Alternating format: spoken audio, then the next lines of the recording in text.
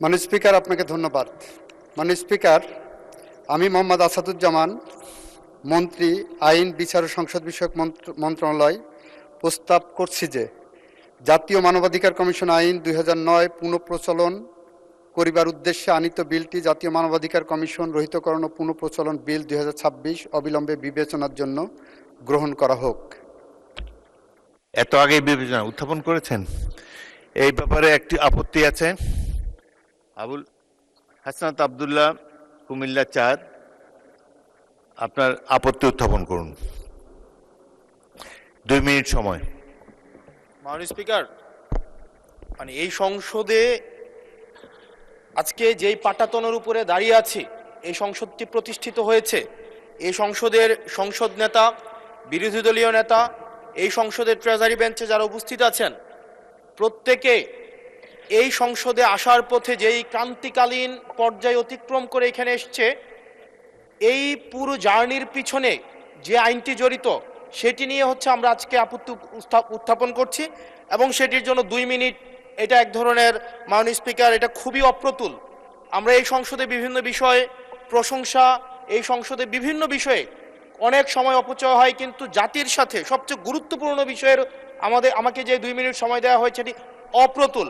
আমি মাননীয় স্পিকারের কাছে আবেদন জানাবো, এই বিষয়ে টাইম কনস্ট্রেন্ট না করে আমরা আমাদের বক্তব্যটা যেন উপস্থাপন করতে পারি, সেজন্য আপনার অনুমতি প্রার্থনা করছি। মাননীয় সদস্য,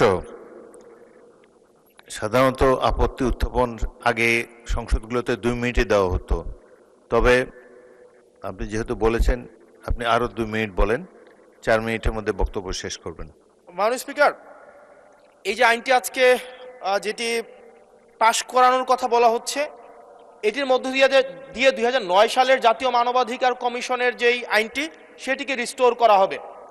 জাতীয় মানবাধিকার কমিশনের যে 2009 সালের যে আইনটি আছে, সে আইনের প্রয়োগ দীর্ঘ 17 বছর ধরে হয়েছে, সেটি আমরা দেখেছি। জাতীয় মানবাধিকার কমিশনের নামে বিরোধী দল ও মতকে দমন কমিশন হিসেবে সেটি ব্যবহার করা হয়েছে। বিএনপিকে দমন করার বৈধতা জাতীয় মানবাধিকার কমিশন উৎপাদন করেছে। আমরা জাতীয় মানবাধিকার কমিশনের চেয়ারম্যানকে বলতে শুনেছি, জামাতের নেতাকর্মীদেরকে গুলি করা বৈধ মানবাধিকার টিকিয়ে রাখার স্বার্থে। আমরা জাতীয় মানবাধিকার কমিশন 2009-এ যদি চলে যাই, আমরা মাননীয় স্পিকার 2009-এ যদি চলে যায়, আজকে যদি 2025-এর অধ্যাদেশটিকে ল্যাপস করে দেওয়া হয়, এটি এই সংসদের জন্য আমাদের যে আমরা ফরওয়ার্ডিং একটা মুভে ছিলাম, আজকে এই 2025-এর অধ্যাদেশটি ল্যাপস করার মধ্য দিয়ে জাতি আবার ব্যাকওয়ার্ডের দিকে যাবে এবং জাতি পিছিয়ে পড়ার একটা টেক্সট বুক এক্সাম্পল হিসেবে এই সংসদে এটি থাকবে।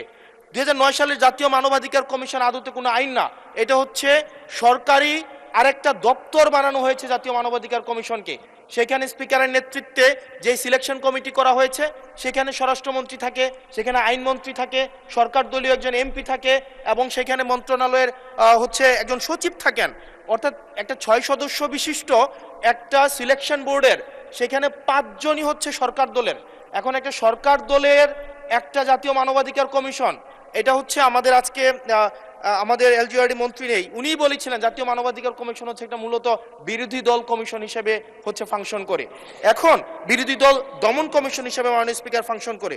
মাননীয় স্পিকার, জাতীয় মানবাধিকার কমিশন যখন এটা বিরোধী দল মত দমন কমিশন হিসেবে ফাংশন করে, আদতে এই কমিশনটা কিন্তু আমরা যদি দেখি, মানবাধিকার যেখানে যেখানে ক্ষুণ্ণ হয়েছে এগুলা কিন্তু সরকারি সংশ্লিষ্ট সংস্থা করেছে। সেখানে বিডিআর, র্যাব, তারপর আপনার বিভিন্ন বাহিনীদের সেখানে কিন্তু সরাসরি সংযুক্ত আমরা দেখেছি, তারা মানবাধিকারকে ক্ষুণ্ণ করেছে। কিন্তু 2009 সালের জাতীয় মানবাধিকার কমিশন আমরা দেখেছি, যদি বাহিনীর বিরুদ্ধে আপনি কোনো তদন্ত পরিচালনা করতে চান, তাহলে সেই বাহিনীর সেই বাহিনীর পূর্বানুমতি আপনার লাগবে, সরকারের পূর্বানুমতি লাগবে। মাননীয় স্পিকার, সরকারের পূর্বানুমতি নিয়ে সরকার যে মানবাধিকার ক্ষুণ্ণ করবে, সেই মানবাধিকারের তদন্ত কতটা স্বচ্ছ হবে সেটা এই সংসদের প্রত্যেকটা সদস্যই সেই বিষয়টি জানে। আজকে সরকার দলের একজন মাননীয় সংসদ সদস্যের আজকে এই বিলের যে ল্যাপস করে দেওয়া হবে। ধন্যবাদ মাননীয় সদস্য। মাননীয় আইনমন্ত্রী, ধন্যবাদ। বসুন। মাননীয় আইনমন্ত্রী। স্পিকার, মাননীয় স্পিকার, মাননীয় আইনমন্ত্রী, বিরোধী দলীয় নেতা বলুন। মাননীয় স্পিকার, এই বিষয়টা স্বচ্ছ রাজনীতি এবং মানুষের জীবনের নিরাপত্তার সাথে অঙ্গাঙ্গিভাবে জড়িত। এই জন্য এই বিষয়ে তাকে কনক্লুশন করার জন্য অন্তত আরও 2 মিনিট সময় দেওয়ার জন্য আমি আপনাকে অনুরোধ করব। ধন্যবাদ আপনাকে। মাননীয় বিরোধী দলের নেতা, আমি অতীতের 6টি সংসদ দেখেছি, প্রত্যেকটি সংসদে 2 মিনিট টাইম দেওয়া হতো এবং সময় হলো যে যখনই স্পিকার ঘোষণা দেবে যে এবং অনুরোধ করবে সংশ্লিষ্ট মন্ত্রীকে বিলটি উত্থাপনের জন্য, তখনই দাঁড়াতে হয়, দাঁড়িয়ে বলতে হয় উচ্চস্বরে আপত্তি আছে। তখন যে আপত্তিকারী সংসদ সদস্যকে 2 মিনিট বলার সময় দেওয়া হতো। যাই হোক, মাননীয় বিরোধী দলের নেতা, আপনি আরো 2 মিনিট বলতে পারেন। মাননীয় সদস্য, আমি আসলে এই সংসদে আজকে যদি 2024 সালের মে মাস হতো আর এই বিলটি যদি উত্থাপন হতো, তাহলে এই সংসদের এমন একজন ব্যক্তি নাই যে এটার বিরোধিতা করত। প্রত্যেকে এটাকে সাদরে গ্রহণ করত। আজকে সময় পাল্টিয়েছে। আজকে 2008 সাল, 2018 সালে আপনারা এই পাশে ছিলেন, আজকে ওই পাশে গিয়েছেন, আপনারা সংখ্যাগরিষ্ঠ হয়েছেন, আজকে এই বিলের বিরুদ্ধে আপনারা অবস্থান নিচ্ছেন। 2024 সালের কোনো এক মাসে, জুলাইয়ের আগে, এটা ফেব্রুয়ারি, জানুয়ারি, মার্চ, যদি এটা তৎকালীন ফেসিবাদ সময়ে যদি এই বিলটাকে 2025 সালের যে আপনাদের জাতীয় মানবাধিকার কমিশনের যে অধ্যাদেশটা আছে সেটা যদি এই সংসদে উত্থাপন করা হতো, তাহলে এই সংসদের এমন একজন ব্যক্তি নাই যে এটার বিরোধিতা করত। প্রত্যেকে এটাকে সাদরে গ্রহণ করত। আজকে সময় পাল্টিয়েছে। আজকে 2008 সাল, 2018 সালে আপনারা এই পাশে ছিলেন, আজকে ওই পাশে গিয়েছেন, আপনারা সংখ্যাগরিষ্ঠ হয়েছেন, আজকে এই বিলের বিরুদ্ধে আপনারা অবস্থান নিচ্ছেন।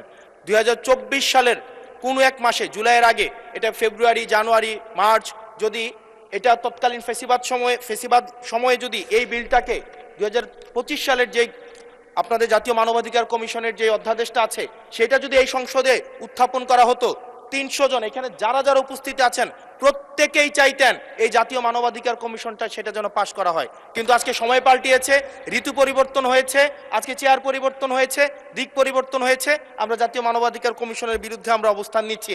এবং আজকে আমাদের এই অবস্থান রং সাইড অফ দ্য হচ্ছে আমাদের রাইট অর রং, আমরা যে মোরালিটির আমরা রং সাইডে অবস্থান নিচ্ছি, এটা টেক্সট বুক এক্সাম্পল হিসেবে ইতিহাসে লিপিবদ্ধ থাকবে। মাননীয় স্পিকার, এই আইনটা এটা শুধুমাত্র যে জাতীয় মানবাধিকার কমিশন শুধুমাত্র এটার সাথে সম্পর্কিত না, বরং এটা আরো 2টা অধ্যাদেশের সাথে সম্পর্কিত। এটা গুম অধ্যাদেশের সাথে সম্পর্কিত এবং আমাদের যে জুলাই গণ অভ্যুত্থান দায় এবং হচ্ছে আমাদের দায় মুক্তির যে অধ্যাদেশটা রয়েছে সেটার সাথে সম্পর্কিত। আজকে 2025 সালের জাতীয় মানবাধিকার কমিশন এটাকে ল্যাপস করার মধ্য দিয়ে আদতে বাকি 2টা অধ্যাদেশকে অর্নামেন্টাল করে ফেলা হয়। এটাকে আদতে সরকার এই পরবর্তীতে অধ্যাদেশগুলোকে রাজনৈতিক দমন পীড়নে যে ওয়েপনাইজ করবে না সেটির কোনো নিশ্চয়তা নেই। মাননীয় স্পিকার, আমাদের সবচেয়ে বড়, আমরা ইতিহাস থেকে কোনো শিক্ষা নেই না। আমি এই সংসদে দাঁড়িয়ে, এটা হিস্টোরিক্যাল ডকুমেন্ট হিসেবে থাকবে, এটা এই বছর পাস না হোক, আগামী বছর পাস না হোক, সংখ্যাগরিষ্ঠতার দোহাই দিয়ে হয়তো এটাকে ল্যাপস করা যাবে, কিন্তু এই সংসদে জাতীয় মানবাধিকার কমিশন অবশ্যই পাস হবেই হবে। মাননীয় স্পিকার, ধন্যবাদ মাননীয় সদস্য। মাননীয় আইনমন্ত্রী, এখন আইনমন্ত্রীর turn. Want you speak, honourable minister? Yes, I want to. Let the I minister want to speak. reply. মাননীয় স্পিকার, আমার মাননীয় সংসদ সদস্য খুব সুন্দর সুন্দর বক্তৃতা দিয়েছেন। বক্তৃতাগুলো পল্টন ময়দান, প্রেস ক্লাব, ঢাকার রাজপথের জন্য, মুক্তাঙ্গন অনেক বেশি জুসি, অনেক বেশি প্রাসঙ্গিক। মাননীয় স্পিকার, আমার মনে হয় উনি সব পড়েছেন, শুধু বিলটা পড়েননি। এই বিলটা এনেছি, বিলটার প্রথম লাইনেই দেওয়া আছে, যেহেতু মানবাধিকার কমিশন অধ্যাদেশ 2025 এর বিষয়ে সংশ্লিষ্ট স্টেক হোল্ডারদের সহিত অধিকতর পরামর্শ যাচাই বাছাই করা প্রয়োজন এবং যাতে করে 2009 সালের আইনটা বাতিল করে দিয়েছিলেন, মানবাধিকার কমিশনের জায়গাটা অসম্পূর্ণ না থাকে, ফাঁকা না থাকে, সেই কারণে আপাতত আমরা 2009 সালের আইনটাকে রেস্টোর করেছি, কেউ বলতে যাতে না পারে বাংলাদেশে কোনো মানবাধিকার কমিশন নাই। সুতরাং সব পড়লাম। প্রথম লাইনটাই পড়লাম না যে 2025 সালের আইনটা আমরা অধিকতর যাচাই বাছাই করার জন্যই এনেছি। কেন অধিকতর যাচাই বাছাই করার প্রয়োজন মাননীয় স্পিকার? 2025 সালের যে অধ্যাদেশটা আমাদের সামনে এনে দেওয়া হয়েছে, এই অধ্যাদেশের দুইটা ইমপ্লিকেশন আছে। একটি ইমপ্লিকেশন হলো, আমরা যখন কোনো আইন করি, কোনো অ্যাকশন নেই, কোনো অ্যাক্ট করি, সেটা যদি এমন হয় যে এটা করেছি উইথ অ্যান আলটেরিয়র মোটিভ, এটা যদি এমন হয় যে এটা করেছি উইথ এ মেলাফাইডি মোটিভ, যদি এমন হয় যে বিএনপি ক্ষমতায় আসবে তাকে কোনোভাবেই কাজ করতে দেওয়া হবে না, সেরকম উদ্দেশ্য যদি থাকে, সে ধরনের উদ্দেশ্যপূর্ণ আইনের ভাষায় বলছি, জুডিশিয়াল রিভিউয়ের ভাষায় বলছি, কনস্টিটিউশনাল লয়ের একজন ছাত্র হিসেবে বলছি, that law is a void of initial law. মানে স্পিকার, মানবাধিকার কমিশন অধ্যাদেশ যেটা আনা হয়েছে 2025 সালের, সেই 25 সালের অধ্যাদেশের 16 ধারাটা যদি একটু কেউ ভালো করে পড়েন, তাহলে দেখবেন এটা ভিকটিমের জন্য আরেকটি মানবাধিকার লঙ্ঘনের সমান। সেটা আমি আপনাদেরকে একটু পার্লামেন্টের সামনে বলছি মাননীয় স্পিকার। এখানে বলা আছে মানবাধিকার কমিশন দুইভাবে মানবাধিকার ভায়োলেশনের একটা বিষয় টেক আপ করতে পারবেন। একটা সুমোটো পারবেন, আর একটা কারো কমপ্লেনের বেসিসে পারবেন। ভালো কথা পারলেন। কমপ্লেনের বেসিসে নেওয়ার পরে কতদিনের মধ্যে এটা অনুসন্ধান বা তদন্তে পাঠাবেন তার কোনো গাইডলাইন নাই। তারপরে বললেন যেদিন পাঠাবেন সেদিন থেকে 30 দিনের মধ্যে একটা অনুসন্ধান হবে, অথবা তদন্তে সরাসরি পাঠাবেন। ভালো কথা, অনুসন্ধান করে প্রাথমিক সত্যতা পাওয়ার পর একটা 30 দিনের রিপোর্ট পাইলেন। সেই রিপোর্টের পরে কি করবেন? মানবাধিকার সংস্থা আবার একটা তদন্ত করবেন। কতদিনের মধ্যে তদন্ত করবেন সেটার গাইডলাইন নাই। ভালো কথা, আরেকটা রিপোর্ট নিলেন 2 মাস পরে, সেটাও ভালো কথা। রিপোর্ট নেওয়ার পরে দুই পক্ষকে ডাকাডাকি করবেন, দুই পক্ষকে শুনবেন। শোনার পরে ওনারা 4টা কাজ করতে পারবেন। নাম্বার 1, জরিমানা করতে পারবেন। কিন্তু জরিমানা কত টাকা হবে, কিভাবে রিলাইজ হবে, কোন আইনে হবে, তার কোনো গাইডলাইন এখানে দেওয়া নেই, আইনে বিধান নাই। মানে স্পিকার, বলা হচ্ছে কমিশন ক্ষতিপূরণ ইম্পোজ করতে পারবেন। ক্ষতিপূরণ কত টাকা হবেন, কি পরিমাণ হবেন, কি গাইডলাইন হবে, কিভাবে রিলাইজ হবে, কার কাছে যাবে, তার কোনো গাইডলাইন এই আইনের মধ্যে নাই মাননীয় speaker.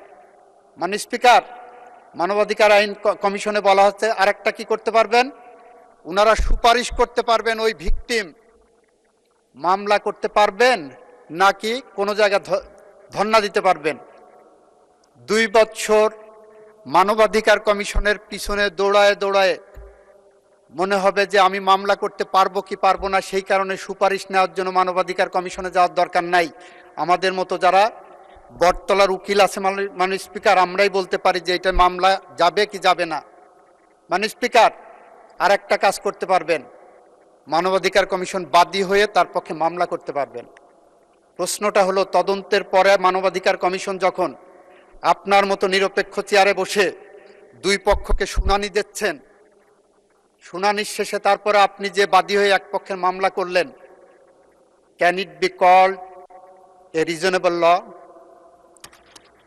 Can it be called a neutral law? Can it be called a just and proper ল?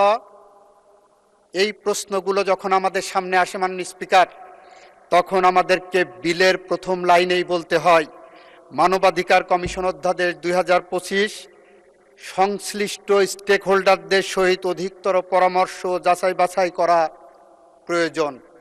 মাননীয় স্পিকার, এখানেই শেষ নয়।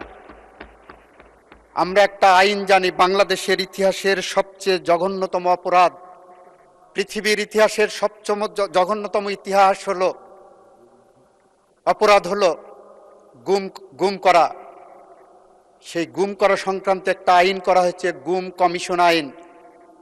মানে স্পিকার, গুমের অপরাধকে এতটাই গুরুত্ব দিয়ে এই পার্লামেন্ট আইন পাশ করেছে যে যে কেউ গুম হলে তাকে মানবতা বিরোধী অপরাধের মধ্যে আমরা ফেলব। মানে স্পিকার, সেই আইনটাকে ফ্রাস্ট্রেট করবে যদি আমি মানবাধিকার কমিশনে এই আইনকে এইভাবে রাখি। কারণ এখানে বলা হলো, গুম কমিশন আইনে বলা হলো গুমের বিষয়ে তদন্ত করবেন মানবাধিকার কমিশন। তাহলে মানবাধিকার কমিশন কি করবেন? ওই যে তদন্তের কথা আছে, তদন্তের পরে যে তারপর ওনাদের কাছে পাঠাবেন। এবং গুম কমিশন বলে সেপারেট কোনো কমিশন তৈরি করা হয়নি বা স্কোপ রাখা হয়নি আইনে। গুম কমিশন বলতে যে ডেফিনেশন দেওয়া হয়েছে, সেই ডেফিনেশনের মধ্যে বলা হয়েছে গুম কমিশন মানে মানবাধিকার কমিশন। মাননীয় স্পিকার, আইনের এই অ্যাম্বিগুইটি থাকতে পারে না। আইন স্বচ্ছ হতে হবে, আইন পরিষ্কার হতে হবে। এটা ঐতিহাসিকভাবে বলছে যারা আইন বিশেষজ্ঞ, যারা আইন সম্পর্কে গবেষণা করেন, একটা আইনের মেয়াদ ধরা হয় আগামী 20 বছর পর্যন্ত জনগণ এই আইনটা গ্রহণ করবে। তারপরে যদি লাস্টিং করে সেটা করবে। ধরে নেওয়া হয় 20 বছর পর পর একটা আইন পরিবর্তন যোগ্য হবে। আমরা যে আইনটা পেয়েছি অধ্যাদেশটা, সেই অধ্যাদেশের যে ফ্লডগুলো আছে, সেই কারণে মাননীয় স্পিকার আমরা বলছি সংশ্লিষ্ট স্টেক হোল্ডারদের সহিত পরামর্শ করে অধিকতর পরামর্শ ও যাচাই বাছাই করা প্রয়োজন।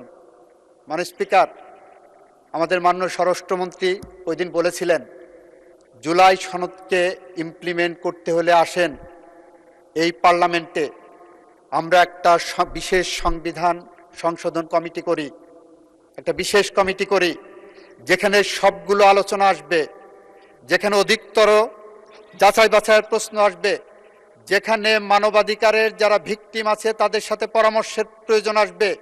আমরা কুড়িল বস্তিতে যাব, আমরা ঢাকা শহরের বস্তিগুলোতে যাব যেখানে সবচেয়ে বেশি মানবাধিকার লঙ্ঘিত হয়। আমরা রাজনৈতিক দলগুলোর কাছে ফেরত যাব যেখানে সবচেয়ে মানবাধিকার লঙ্ঘনের শিকার হয় যারা। আমরা সমস্ত শ্রেণী পেশার মানুষের সাথে মানবাধিকার লঙ্ঘনের শিকার যারা হয়েছে তাদের সবার সাথে আমরা এই সেশন অতিক্রান্ত হওয়ার পরে আমরা আলোচনার দ্বার উন্মোচন করব মাননীয় স্পিকার। এবং সেই কারণেই আমরা বলতে চাই অধিকতর পরামর্শ যাচাই বাছাই ছাড়া এই আইন, এই অধ্যাদেশ পাশ করা সম্ভব নয় বলেই একই সাথে মানবাধিকার কমিশন যাতে বাংলাদেশে খালি না থাকে জায়গাটা, 2000 আইনটাকে রেস্টোর করতে বলছি। 2000 আইনের 9 আইনের সেকশন 3 যদি পড়েন আর 2025 অধ্যাদেশের সেকশন 3 যদি পড়েন, দুইটা আইনে নন অবস্ট্যান্টিক ক্লজ আছে, দুইটা আইনের অটোনমাস ক্যারেক্টার একই, দুইটা আইনেই বলা আছে এই কমিশন কোনো কারো কাছে দায়বদ্ধ থাকবে না। সুতরাং এত ভয় কিসের? 2000 আইনের সেকশন 3 এবং 2025 সেকশন 3 যেখানে সুপ্রিমেসি অব দি কমিশন দেওয়া হয়েছে, যেখানে কমিশনের ক্ষমতাটা বাড়ানো হয়েছে, আমরা সেই লক্ষ্য ধরে এগিয়ে যাচ্ছি।